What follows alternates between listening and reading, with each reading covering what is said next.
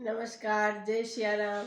अहाँ सबके समक्ष हम एलहुँ फेर तऽ एकटा बात करबाके लोकके हकार होइ छै, चाहे अपने सब जाइ छी सब ओतऽ, हमरो सब ओतऽ लोक अबै छथि तऽ बहुत आनन्द अबैए, नीको लगैए। आर ओहिमे की होइ छै जे हमसब जे किछु लोक रहै छी जे सब नीक लगैए आ किछु खरापो लागल तैयो कमेंट नहीं भेल, जे नीक लागल ओकरे गुण गवायल। आर किछु हमसब एहिमे से एहनो होइ छी जे जतऽ गेलहुँ तऽ सबठाम तऽ सब 100% नहीं रहै छै, किछु ने किछु तऽ कमी रहिते छै। तऽ जे नीक लागल तकरा तऽ ओतहि बिसरि गेलहुँ, आ जे कनि खराप लागल ओकरा लऽ कऽ हमसब चलि गेलहुँ, सौंसे प्रचार केलहुँ। तऽ ई तऽ नहि नीक बात छै।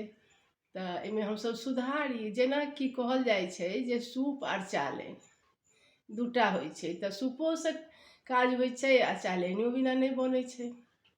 तऽ सूप जे होइ छै से मने खराब चीजके फटकलहुँ तऽ ओ उड़ि गेल आ नीक चीज राखि लेलहुँ। आ चालनि जे होइ छै तऽ ओ नीक चीज खसा दै छै, आ जे खराब चीज रहै छै ओ चालि लै छै, ऊपर आबि जाइ छै। तऽ तहिना किछु लोक हमसब होइ छी जे नीक गप चालनि जकाँ जे रहल से ओतहि छोड़ि देलहुँ, आ जे कनि दम रहल ओकरा लऽ कऽ हमसब चलि अयलहुँ घर।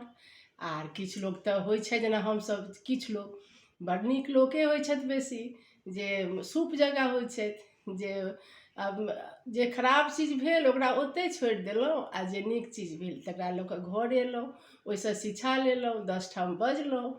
तऽ हमरा सबके चाही जे चालनि नहीं बनी, सूपवला स्वभाव रहै।